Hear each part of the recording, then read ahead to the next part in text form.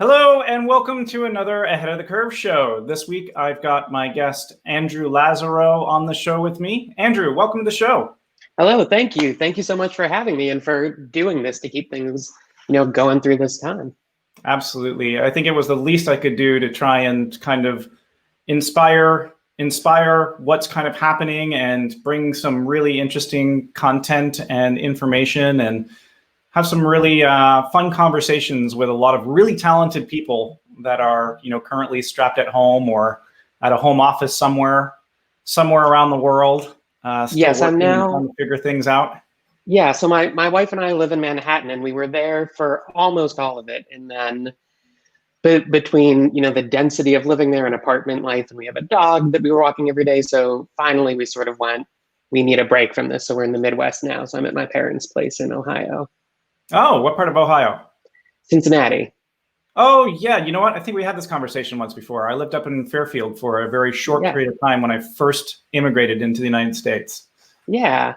No, it's nice to be back, and sort of instantly, as soon as we hit the Midwest, we were in Indiana together for a bit with her family as well. And like the weight just instantly, came off of us, and just being able to be outside. Yeah.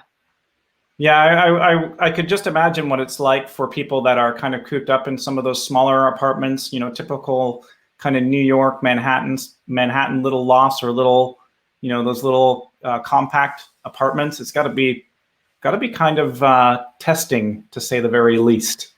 Yeah, I mean, for us, it was really nice where, so you sort of know this, before I started working at ESI Design, I was working a lot in theater and dance and opera and live performance. So I was used to the work from home setup. So our apartment was set up for that sort of already, and we found a great balance instantly with that. So it wasn't that cramped inside. We just missed the ability to go outside without feeling like you're playing Frogger outside, sort of always trying to weave on the sidewalk with a little dog. Somebody's coming, move over to the other side of the road. Exactly. Keep going, somebody else, keep going. Yeah, kind of fun. Yeah. So can you give us a little bit of a background about yourself? Tell us kind of where you're from, how you got started, and what you do for ESI? Yeah. So I'm from Cincinnati, as we sort of covered. I'm back at my parents' place now. And I fell in love with theater through high school and near the end of high school, and taught myself sort of film editing at that time as well. So I was playing a little bit with video and doing a lot of live performance. Early on, I thought I was going to be an actor, as many people who end up working in the theater do. And I ended up doing dance. Yes, exactly. This is my on-camera moment. And I ended up doing this amazing sort of hybrid program that the University of Cincinnati CCM's theater program offered, where even though I was in high school, I was doing a conservatory acting program as well. And the head of that program was the first person who said, you're too in your head to be an actor. You might be a director, but you're probably going to be a designer. And I, stubbornly dismissed it at the moment. I went to college in the Berkshires. As we all do in high school. Exactly. You think you know everything when you're 17 and 18. And it turned out he was right. When I went to college, I went to Williams College in the Berkshires in Massachusetts, which was an amazing school, an incredible art history program and fine art program, but also a great theater program. And there's an amazing summer theater festival up there. So you got this like mix of practical experience with liberal arts training, with, traditional theater training. And one of my roommates at the time, Alex Matthews, he was really interested in film, and I was really interested in theater. And I was directing this play called Gross Indecency, about the three trials of Oscar Wilde. And it was entirely based on actual transcripts. So it was a documentary theater piece, but from the past. It was the same director and team who did the Laramie Project, if you know that show. Yeah. So they took court transcripts and Oscar Wilde's De Profundis and quotes from his plays, and Lord Douglas, his lover at the time, who sort of the trials were over, and the Marquess of Queensberry, and all of these different biographies and quotes, and assembled a play out of that. And I was really interested in the German director Bertolt Brecht at the time. He sort of, one of his main theories was, if you know what's coming, you're not going to be impacted emotionally when the scene happens, so you can think more critically at the time. And you know, Oscar Wilde, what he went to trial for was, it was called the gross indecency law, which was originally built up to be about statutory issues, but it's really, they prosecuted him for being a homosexual, and that as an identity wasn't even really a thing at the time. So it really was this landmark watershed case. And, you know, at that time, gay rights and civil rights was at a very different place. You know, it was before the Supreme Court came out with landmark rulings over the last 5 years. So all to say, we sort of made this political piece with, you know, in your programs, I wanted to put letters to your state legislatures to try to get things on the books at the time. And my roommate was like, you know, why don't you project quotes from the play on the wall in that sort of direct way you keep talking about, so that people know that everything is quotes and it's attributed to them. And before Act One, you tell them, you give them an outline through these quotes floating across the theater of what would be in Act One, and you do that for Act Two. I thought, oh, that's a really cool idea. And he was taking an animation class at the time, so I was like, why don't you do it? And the head of the theater program at the time, you know, it was one of those things where he was like, we don't have bright projectors, it'll never work. The walls of the theater are black, our velvet curtain, you know, our show curtain is black, it'll never show up. So we did it in all white text, and very Jenny Holzer-esque, you know, scrolled these quotes up across these 3D surfaces. And, you know, not knowing about mapping at the time, it was just like, if it's distorted, it's distorted. But it became this really beautiful thing. And then fast forward a few years, and my friend Alex and I switched. He became an actor working professionally, and I sort of fell in love with video and projection design. So you guys flip-flopped. We completely flip-flopped. And then I worked in New York a little bit, assisting this director, Sam Gold, who absurdly brilliant director. He did the musical Fun Home, and many other amazing plays. He works a lot with Annie Baker, the Pulitzer Prize-winning playwright. And one of his shows had video design in it. And they had a hard time figuring out how to make video work with the actors on stage. And it was like, oh, I speak actor fluently and I speak video fluently, so I can help get this to work. And that sort of became my entry into video design professionally.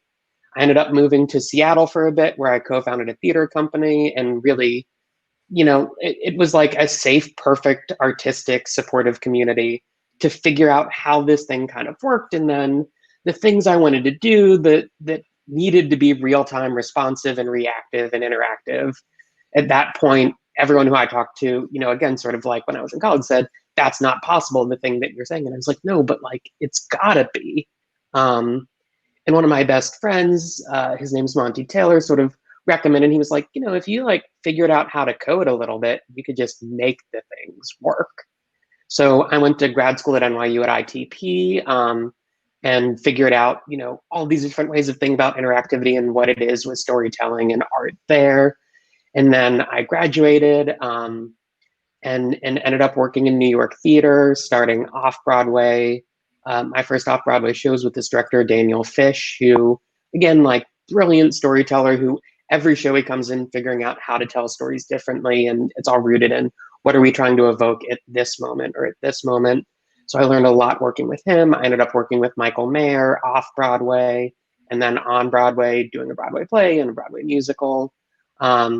And then through a mix of conversations with my wife about, you know, how to do what we do with different audiences and think about it in a different scale, I came across ESI Design, where a friend worked, and reached out there, and sort of found, you know, theater, which I will always love, has to a degree a self-selecting audience. And what ESI Design does, we're a media architecture studio and an experience design studio. And so when you do something that, you know, is permanent in Hudson Yards, or we did with Float 4 when you were there at the Statue of Liberty Museum, when you do projects like that thousands of people go to every day from all across the world, you sort of get this like amazing feeling of how you can use these things to change people's expectations. So now I'm very much in love with media architecture as well. Just this idea of how do you reach different people and change what they think is possible in a given moment.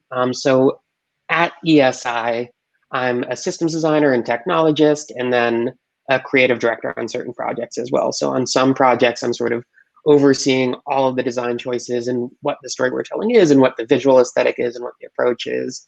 And on others, I'm more of the system designer speccing, what the display technology is, what the back-end technology is, the network infrastructure, and things like that. I think it's really interesting, coming from a theatrical background, because I too come from a theatrical background, and it's just been such a wonderful place to be able to experiment with different things. And it's I find much more forgiving, actually, yes, than kind of the world that we work in now. When you're working in architecture and you're working in permanent design, you can do mock-ups and that kind of thing, but you don't get the same trial and error periods, I guess you do, or that senses of exploration that you can within the theater environment. Yeah, I mean, in the theater environment, you're in the room together. And I was lucky enough to work with directors who wanted designers in the rehearsal room early as well. So not that we'd have our full system and setup and display technologies, but I'd have a monitor or sometimes even a large TV or a projector in the room. And we would play with how this thing starts to interact and breathe, so that you're not just doing mock-ups, you're like doing mock-ups and actual end user testing all at the same time. And if it doesn't work, in theater, you get this great process of, you do rehearsals, then you do your tech, which is sort of your typical production load-in, and then you get your preview period where you're rehearsing during the day, trying new things, and then you get to put it in front of an audience at night, sit down with your creative team and take notes about what worked, what didn't work, and what you want to change, and show up the next morning. And that interaction and that ability to iterate, as you said, and that idea, I talk a lot about this idea of the serendipity of chance, where like a thing might happen by accident one night, and then you have no idea that interaction would happen, and then that turns out to actually be your golden nugget.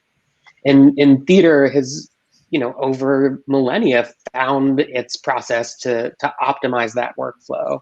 And what I love about ESI is they're open enough to say, there's myself, Aaron Parsekian is a colleague who comes from a theater background, and Matthew Houstel, who is a lighting programmer and a video programmer and a systems designer, is at ESI permanently as well. So that we're infiltrating the workflow there as well. So we're finding little ways to try to put that in where we can. I'd love to actually hear from the viewers too, especially those creatives that are on or watching presently, what you guys are doing for mock-ups and what you guys are doing, as a creative process for trial and error in that experimentation phase.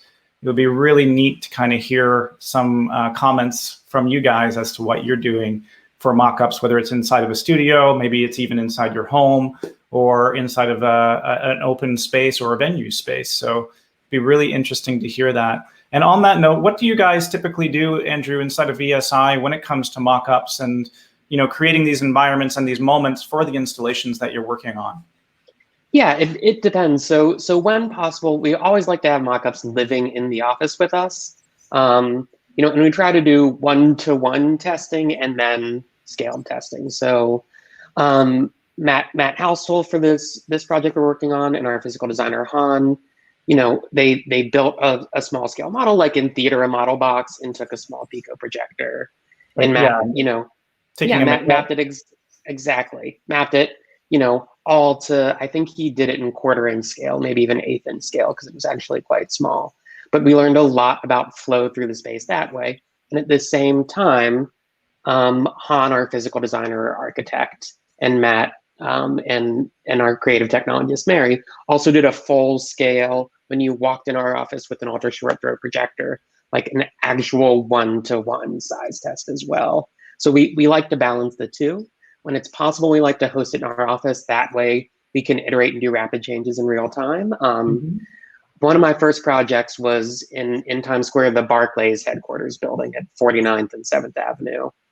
And for that, we actually flew to South Dakota, where Daktronics, who manufactured the LED, was, because the only way we could actually get a sense of how media played in real scale was to go to their production facilities in South Dakota and measure out exactly where you'd be on the sidewalk across the street and look at what that view was. So another project we did was Major League Baseball's headquarters, where we had this amazing display solution where there's a lot of light wood throughout the space. And so we took a wood veneer that matched that wood exactly to the eye and worked with cubic malt B and 4-wall to basically manufacture LEDs embedded behind what looks like wooden slats that mimic what's in the architecture. So when the display is off, it's just wooden slats. And when the displays are on, it just glows from behind, slow motion footage of baseball players doing various things. So for that, I think we mocked up like an 8th piece of that at Maltby's shop and went to New Jersey and first tested it there with 4-wall, gave a few notes, and then had it sent to our office. That's pretty remarkable. And I know that it's pretty interesting on how a lot of these concepts kind of come to life, but you still have to actually see them in their practical sense and Absolutely. see them at their full scale to basically really get a feeling of what it's going to look like, how that experience is going to feel when you're in that space. And it's something I think that also gets overlooked a lot in a lot of cases, but sometimes it kind of has to be, because I know coming as well from doing a lot of live events, you don't have the time to really build a mock-up. You've just got to look at it in your design software or look at it on your plot and go, okay, like I've done all of my legwork, I've done everything I can. Let's see if this is going to actually work, and kind of keep your fingers crossed, Yeah. And there's great, you guys at 7 Cents, Float 4 had it, Disguise has it. The 3D previs tools that exist today, were incomprehensible to me 10 years ago.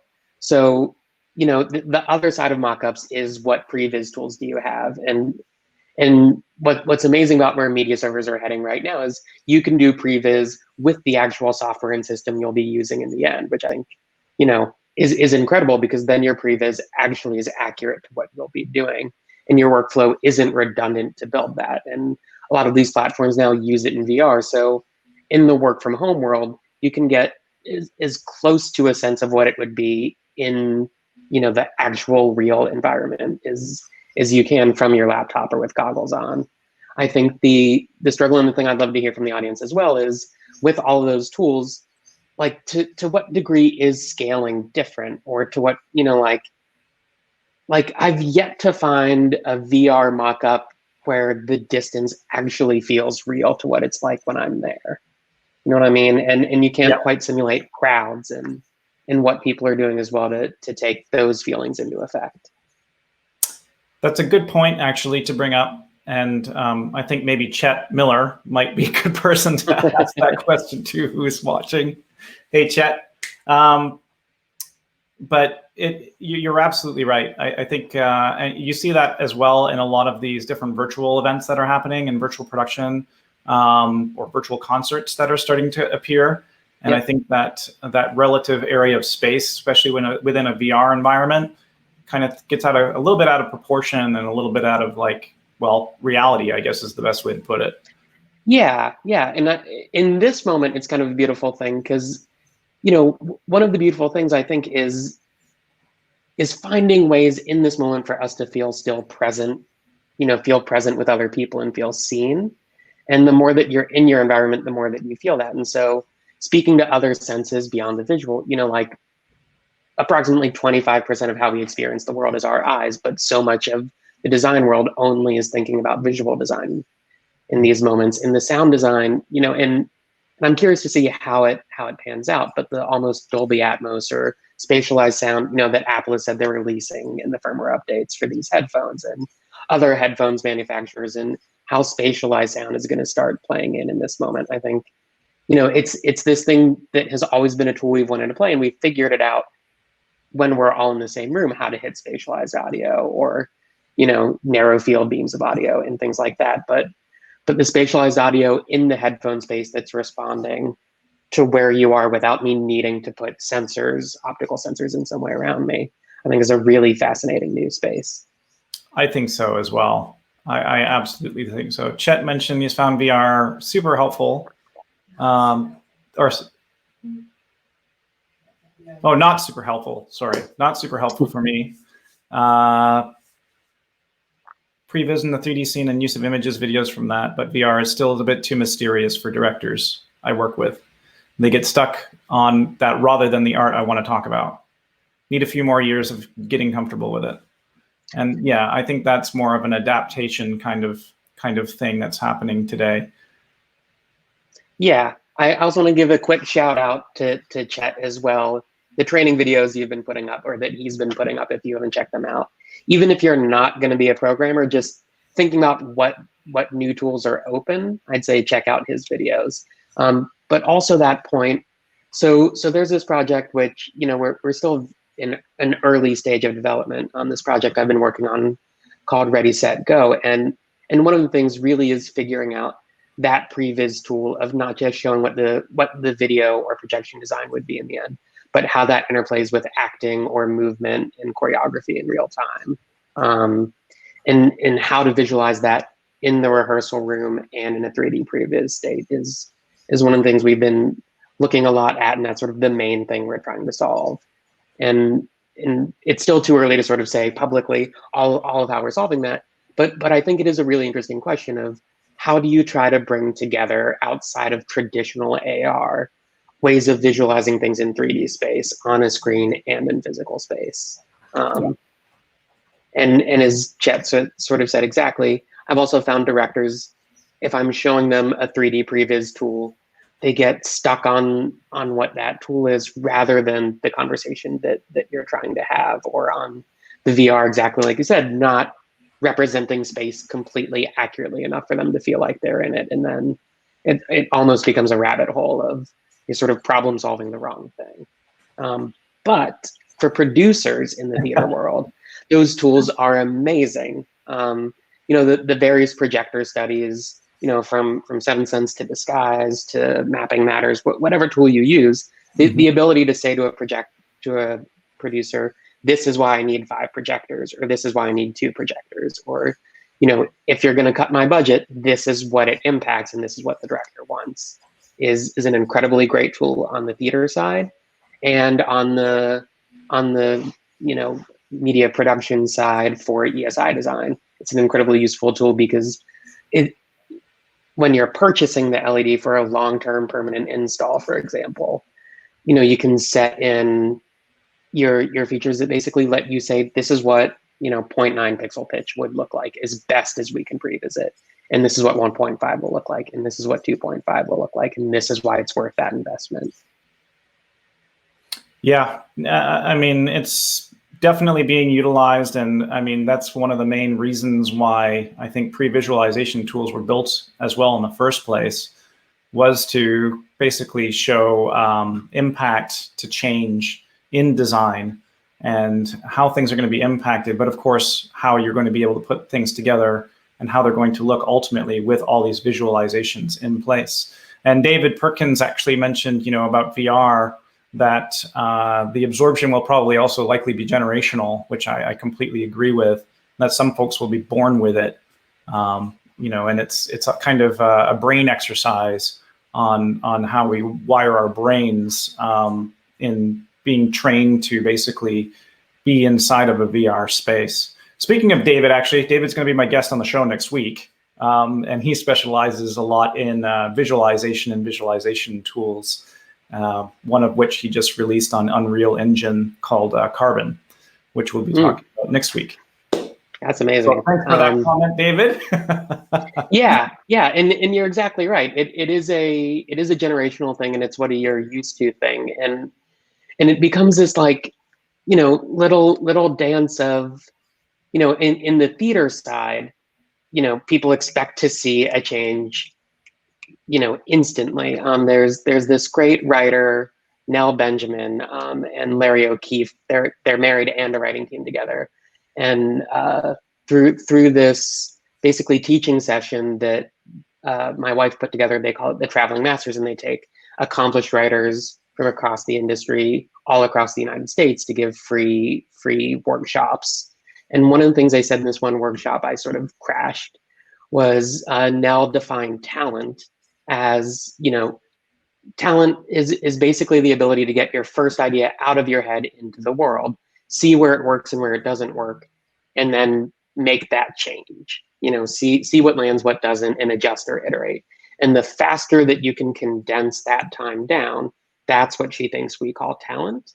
And so it becomes this little game of how much of that process do you share and how much of that do you not share publicly? And that, I think, is the other interesting thing between theater. If a director asks to see a change, it's like, okay, how quickly can I put up a thumbnail sketch of it to make sure you're happy with my idea? Or to what degree do I go, I'm going to need an hour on this because we want to get it to a certain place before I put it up publicly, which is very different from when you're doing a permanent long-term installation.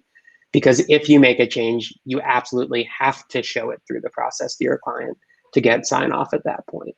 Yeah, sign off and approvals. And, that basically comes down to a workflow, kind of a workflow question more than anything about, the changing of workflow from creating experiential spaces to permanent installation spaces to theater.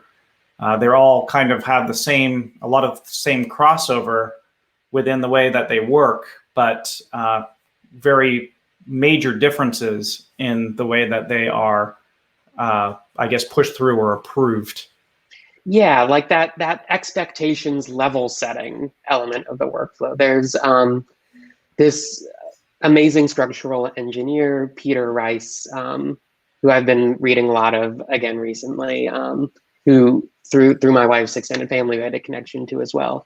And he had this great line, he worked with IMP and, worked on the Sydney Opera House and, what was a mentor to Zaha Hadid, for example. And this great line where you talk about, eventually when people come to you for commissions, what they're coming to buy is surprise. And there's this amazing thing about that when what people come to buy is surprise, he had no idea what he was going to give them either. And so there becomes this like fun, that if that's where the expectation game starts, which I think is a really beautiful place, then it becomes, how do you level set the expectations throughout so that you're not taking them by surprise, but you're still giving them something that is surprising in the end and leading them along the way. And yeah, one of the biggest adjustments was the theater workflow process of that, switching to, luckily I have great mentors at ESI to help me get a hang of it, but changing to that in terms of a long-term permanent built-in install. So let's talk a little bit about some of the projects. Oh, thanks, Christy. Thanks for watching and thanks for all your support. So let's talk about some of the projects that you've been working on and kind of dig into some of the nitty-gritties on some of the challenges that you've actually had in transforming some of these spaces and designing some of these spaces. So do you have any one in particular that you'd like to bring up, that you'd like to talk about? Yeah, let me try, let me do a quick screen share. So, just looking at immediately before the shutdown, one of ESI's newest projects was the new headquarters for Warner Media in New York. So Warner Media is a mix of Warner Brothers and HBO and Sesame Street and CNN and TBS and TNT and probably a whole list of other media companies and TV channels. Oh, I think Cartoon Network is them, definitely. And so, when you have this big umbrella, it was their first time bringing all of these divisions on the East Coast under one roof. And they moved into Hudson Yards as one of the first big offices when Hudson Yards opened. For those of you who aren't in New York, Hudson Yards is a new mega billionaire sort of feeling high-end development on the west side of Midtown Manhattan. And they're accessible at the first floor, and then their real lobby is the 35th floor, and then they own many floors in between. And so some of the challenges that ESI had to solve was, giving them non-traditional displays, so boxes that are not 16 by 9. Let me screen share, actually, and show some of this. There we go. There we go. Okay, you can see that, right? Yep. So this is what you see when you walk into the ground floor lobby. And as you can see, it's non-traditional displays. There are wraps around these columns. So coming from a theater background and ESI coming from a storytelling background, we always come from what is the experience for the audience? Who are they? What do we want them to feel and experience at given moments? So there's a beginning, a middle, a rising action, and an end to every project we do, and to try to think through every user journey throughout.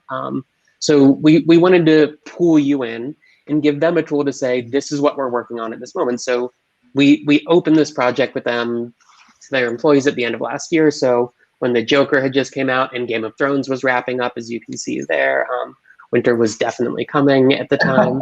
And we wanted to figure out, how do you transition between, you know, a DC property and an HBO property and then a TBS property?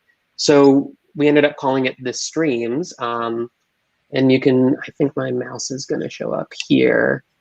So on this very wide display, and we did it throughout here as well, and on the other sides of this column here, basically taking what was not immediately apparent in that asset, taking the dominant colors in real time and making that fill the sides of the screen as well. So, you know, at ESI, we have a very open definition on what data visualizations are and what data viz means.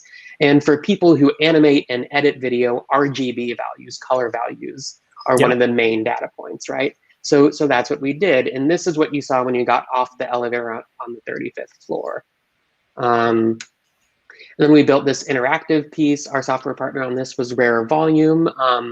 And this was one of the modes where basically it would take, you know, what was relevant, what they had just premiered recently, and it would pool the script and, you know, the screenplay and help feature the writer's works, and take these hotlines basically that would analyze what was happening on Twitter related to a certain show at that moment, relate it instantly to what was, you know, what scene that was in the script, and basically make a data viz of that scene from the text in that script, and then pool the clip that was closest to what they were referenced, all accessible through what we call near touch. So in a great prediction, we could take credit for.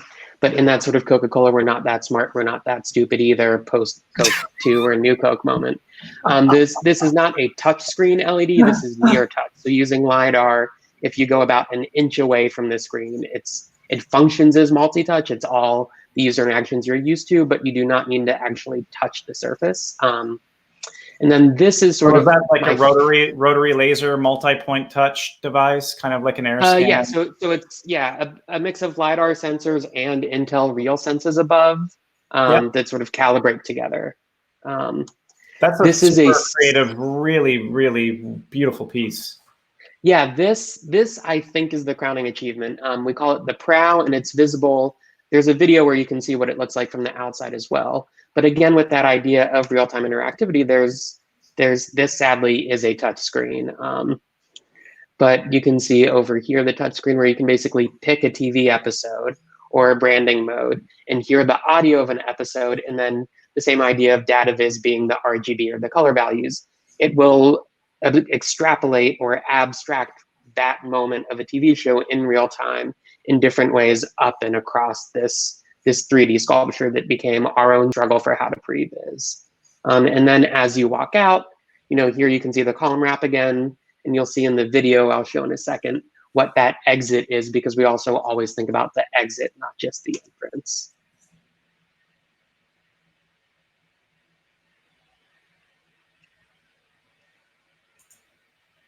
I don't think we have audio on this one right now. Oh, great. You don't need the audio, just stock music. So this is that stream and that transition as well, so that clips from different properties, even if their color values or their branding values are different, the streams became a sort of dynamic transition way to show that. And then this is that entrance in, again, those streams so that you can bring content in and out in a branded way that brings everything together. But if you're seeing something from HBO on one side or TBS on the other, it's not going to feel incongruent. This is just your branding mode again. This is a series of planar flat screens where their CMS, their marketing comms teams just wanted to put out, you know, what was happening within the company at that point in time. This is, as in a track mode, as you walk by, the real senses are pulling up it, interacting with you so that you don't need to be told, hey, you can interact with this. And this is that prowl sculpture again. Yeah, absolutely gorgeous. Yeah, it turned out really beautifully. It was built with Parallels, a shop in Brooklyn. And this is a branding mode where it can take a logo from one of their channels and float it in 3D across the space. All custom fabricated, all custom software running it. And as I said, there's sort of a Fireflies mode or a streaming mode. The pixels can fly across. This is the Warner Media universe. Just again, through Twitter or, you know, through all the different properties, you can use the touch to see how different properties or voices across all of Warner Media are linked. So I have to ask you, from Warner Media, what did they come to the table with to you guys to get this project started? Did they come up with any? Did they have an idea of the concept that they wanted to do, the story they wanted to tell, or did they come to you guys? I mean, they had an idea at the time when they first approached ESI, they were still Time Warner. They were not Warner Media. So a major rebrand happened in the middle of the design of this project. Let's throw a wrench into the whole mix. Yeah, but the beauty of doing things that are rendered in real time or near real time, and building your workflow that way is when you get that wrench, you can adapt more easily. If all of this had to be completely pre-rendered, that would have been a nightmare situation. It would have undone months and probably years of work and prep planning. But because so much of it is done in real-time engines, we can adapt quickly and rapidly to that. But when they first came, so the architect of record on this is Gensler, who was our partner on it as well. And they knew they wanted something in that staircase piece, for example. But when they first came to us, they thought, oh, what if it was just LEDs embedded, in the front of each step? They knew they wanted visuals there, but they didn't know what. And so when we saw that, that's when we were like, oh, from a user experience standpoint, from an audience standpoint, you're not going to be want to look down as you're going up the steps to see the thing, and you're not going to feel comfortable looking up at, that's not a comfortable viewing experience. So as an example, we knew they wanted something in that space, but we were able to sort of reset expectations and say, rather than make it that, let's make it the middle of the stairwell. And if we do it in this stairwell where it's in the prow and we build it correctly, it'll be viewable from street level, and it will be viewable from people driving down 11th Avenue. And that way, even from ESI's office, we have a clear shot. We're at 5th Avenue and 18th, and we have a clear shot of Hudson Yards. So it really is a beautiful thing at night, how clearly that sculpture ends up becoming part of the skyline. Yeah, I bet Warner Media right now are unbelievably happy with the result that they ended up getting from that. And, whether that was a happy accident or whether that was an intentional plan, I couldn't see how a client wouldn't be over the moon to have something with that kind of impact, especially in a high traffic or a high volume space. Exactly. I mean, with the Shed across the street, which is a great new arts venue that has been doing really interesting programming, and they have a fine art gallery in the Shed as well. There's hotels in the area. I mean, it really, it is one of the most high-end malls I've ever seen in the United States in that complex as well. So it really is bringing in a lot of people, and the fact that standing outside, you can see this sculpture is a really beautiful thing. And one of the things coming to ESI that I didn't have in my toolkit, working in the live performance world, were tools like Revit and like Rhino, where you really can previs the entire building and previs through time of day. So the ability to see that through Enscape renderers and plugins like that, really, I never in a million years would have thought about what this looks like from 11th Avenue. But through those tools, you can. Yeah, the incredible kind of times that we're in with the technology that we have today is just, I'm very thankful for where we are technologically, because the advancements that we have and the way that we can do things and optimize things has been just a wonderful experience. But at the same time, I think it's kind of, a blessing and a curse at the same time, because those expectations start to shift and change as well, based on the tools that you now have to be able to achieve things. So I think, there's a little bit of a paradigm shift in the way that things are being done, but also kind of a misunderstanding as well as to the amount of time that things still take to accomplish and get done.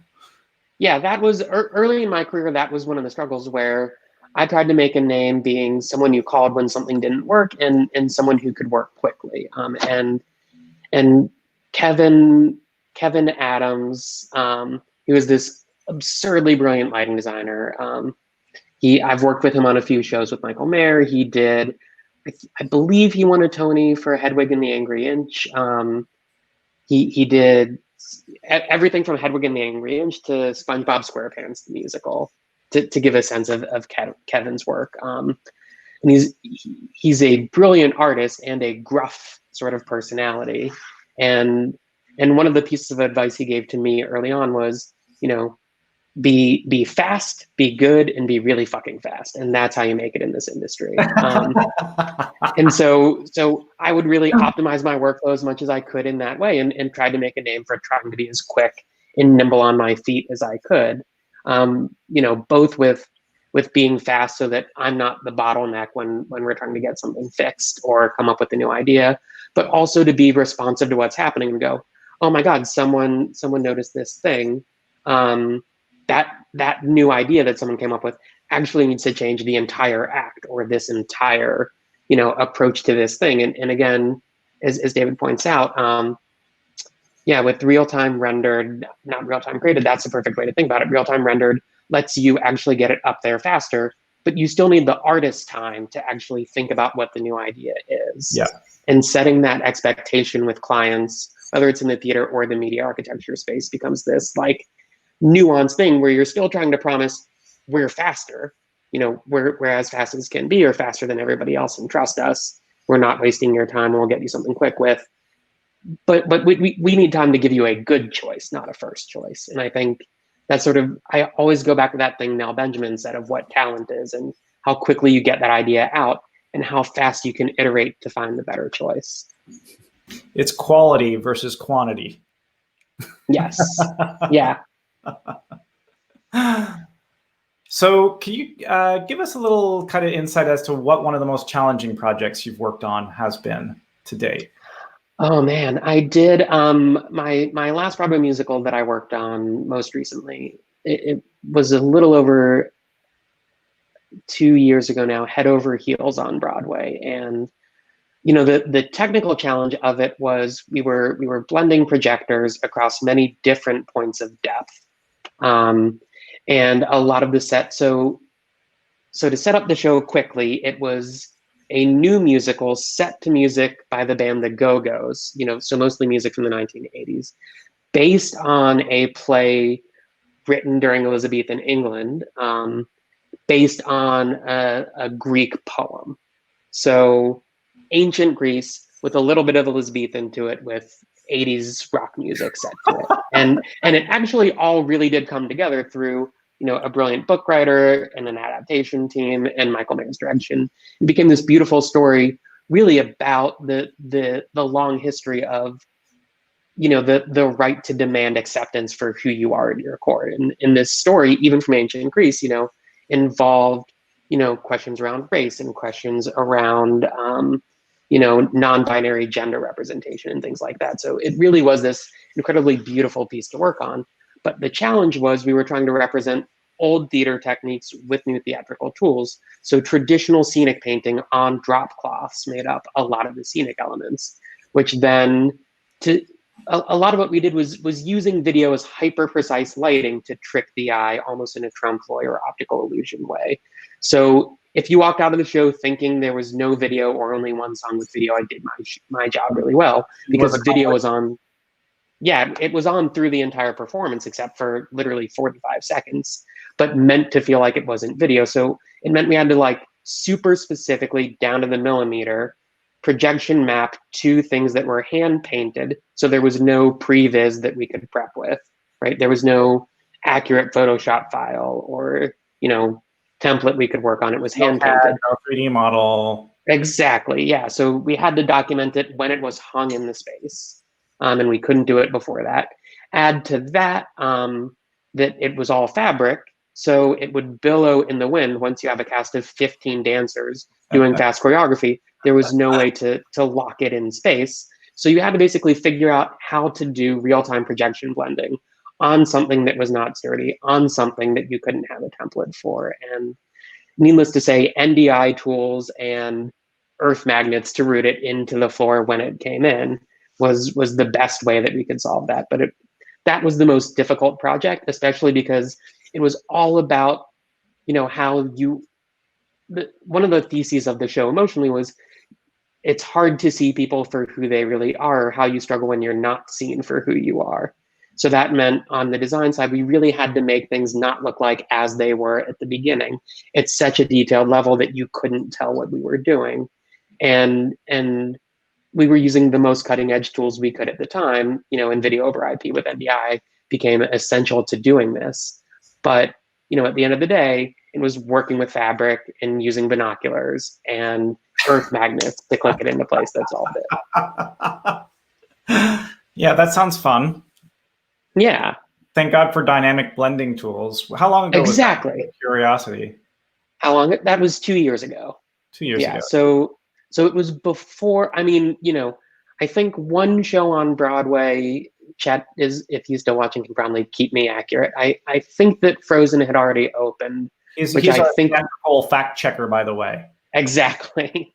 And Frozen, I believe, was the first camera calibration show on Broadway. I might be wrong, but I think that was the first one. So I think it had just opened before, but our show, for budget reasons, being a new musical without the backing of Disney, didn't have the budget to work with that system. So we were still doing it by eye at that point in time.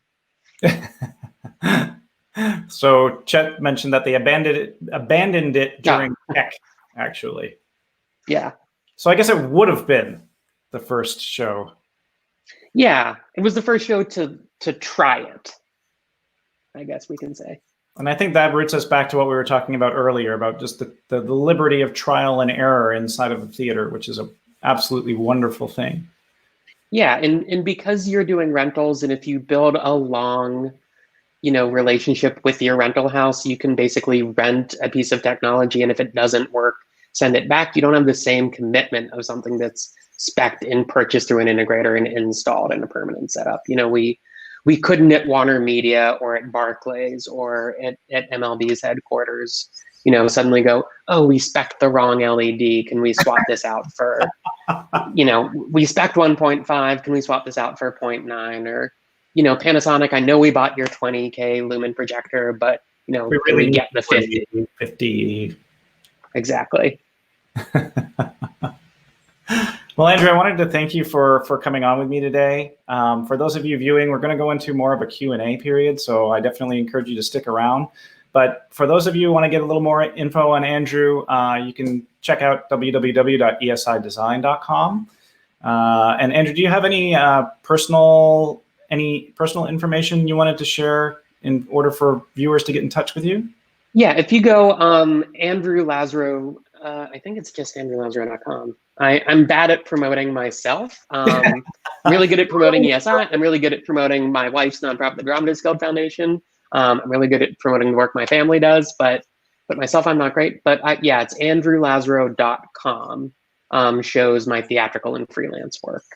Awesome. So you can and then you can contact me directly. andrewlazarow.com. Yes. Yeah, you can contact me directly through that website or through ESI. Fantastic. And next week, as I mentioned a little earlier, I've got my good friend David Perkins on the show. We're going to be talking about visualization, some of the things we were speaking about today, a lot of the advancements that are taking place inside of the visualization environments, and basically rendering within real-time engines. So please come back and check out that episode next week. It promises to be an interesting one, to say the very least. And I know that some of the tools that David's been working on are definitely cutting edge, and there's a lot of interesting things to kind of show there and potentials for stuff happening for the future. So we definitely want to open this up as well for Q&A. So those of you who are watching, thanks so much for being so supportive. If you guys do have any questions, as I always ask, please post them in the comments of the video and we'll get around to them as much as we possibly can. And I also wanted to just say a shout out to the Daily News. I saw the Daily News posted there complimenting you, Andrew, on your work. So I wanted to make sure to acknowledge them as well. And yeah, so kind of getting back into a little bit of the corporate side of the work and some of the kind of the stuff that you're doing at ESI. What were some of the challenges that you had at Hudson, at the Hudson Yards? Yeah, so one of the challenges, to get a little boring into the nitty-gritty, is the way that building was structured. There was a hard division between different halves of the building in terms of networking, and those two networks never cross. So Warner Media's offices, sort of CNN, is on one side, and then there's like another tower and a different set of elevators that you would take to get to HBO, for example. So how to consolidate that on site was difficult. We partnered with X2O for part of our CMS solution. So if they wanted to update assets through the entire building, literally every floor of their headquarters had multiple screens, each one that you could target individually or as groups. So getting that networking was a very difficult thing. Beyond that, different floors of the building had different integrator companies. So if you work in the industry, you know what that means. If you don't work in the industry, think of it as a completely different install and engineering team. You know, between floors 14 to 17, and then floors 17 to 25 was a different one. And then, so there were 3 that we worked with, and getting all of that both to work together cohesively, and then even just remembering when you're on site, like who to call for what question. You know, if a thing was angled incorrectly, or something wasn't installed correctly, or you needed something adjusted, or there was a networking problem or a signal flow problem, breaking that down by floor became a challenge. That sounds like it must have been somewhat of a nightmare. Like, yeah, it was also, you know, just thinking about that, the logistics to go behind doing something like that, and those challenges are often unforeseen. Again, you know, it's just completely something unforeseen. you don't even think about. You're like, all right, we're just going to go and install this thing, and not realizing that, okay, well, we got all this communication that has to happen, and now we've got 3 different, basically, companies that we have to work with to make this all work cohesively. Yeah, I mean, and all of that, you know, so usually because it was also a new building, all of the construction delays stacked up, and I feel like team video, whether it's in the theater or in permanent installs and architecture, we're always the last runner in the relay race, and it's still up to us to win the race. So no matter how late we get the baton, we have no excuse in the end to not be on time. And so they started doing phased move-in as we were initially loading in, which meant there were eyes watching, which to I think a lot of companies would be really daunting, that, you know, we had to do a temporary setup and just get, you know, through our backups, content playing, so that we had something going when they walked in. But for us, it was really lovely, because then we could actually watch how people responded and use the space with our things and make our adjustments. It almost let us do the theater model of previews, where we could actually see what people were doing while we were still finalizing our animations and our content and our programming. So we could basically tweak things in real time and see what the response would be. Sounds like, yeah, it sounds like it was a challenge, but again, thank God for some of the real-time technologies that we have today, because otherwise, absolutely, yeah, that it would be a lot more time-consuming without a doubt. So my own personal last question to you is M&Ms. Yeah. Do you prefer blue M&Ms, green M&Ms? Do you have a choice? I prefer green M&Ms. Green is my favorite color, so I'm always going to choose green. My candy weakness is Cadbury eggs, where I just think the irony of, like, any time of the year, that's like my special little treat to myself. So that's, if we're gonna get, you know, real about candy, that's where I would want to go as a special treat. But mine cream is and minis, the mini eggs, you know, the little ones. The big, which yeah, the full size chocolate with the cream in it. I don't know. I don't know what it is, but there's just like something to me. Normally something like that would be too sweet, but to me, like that and a glass of milk is the perfect. Maybe it brings you back to your childhood. It might be related to some like some yeah that you might have had from when you were a kid. Yeah, I feel like one of these days, like a full session with my therapist will be like, okay, so being raised Jewish in Ohio, why do I love Cadbury eggs so much? And that could be at least a session, if not a whole month of work, I'm sure. It's interesting because we were talking a little bit in the with a group that was on last week, Falcon Group here in town. You know, about the idea of sparking these memories from your childhood and kind of creating these environments that bring back some essences of those in experiences that you have today, and how much, you know, how much these experiences kind of stay with you throughout the course of your entire life, and trying to recreate some of those experiences kind of in a more modern way. And